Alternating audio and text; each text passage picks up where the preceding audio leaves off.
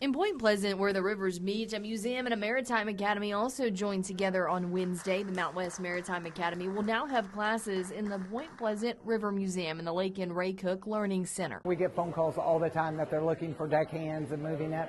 So for the demand to be there, we needed to just grow with it. The demand is there from the workforce and from students, too. For 3 days, Mountwest advertised classes in Point Pleasant, and that's all it took for this new space to fill up with students.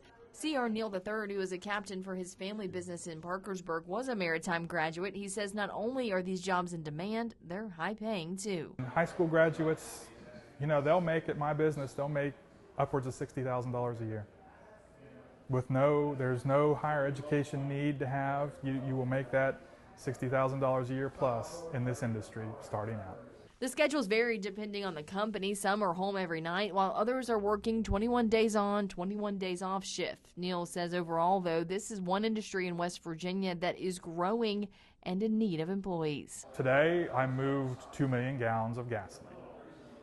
Think of how many trucks that will take to move that gasoline from point A to point B.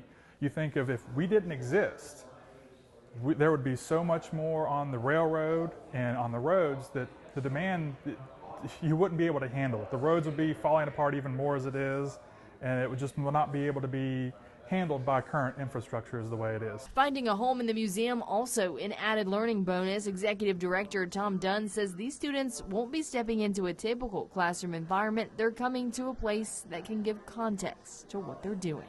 The instructor might be saying something in a class and say, oh, well, I saw one of those in the museum, and then pull the class out. Hey, let's take a look at this real quick. This is something that I used when I first came into the industry, things of that nature. So that context, that probably brings it all together right there.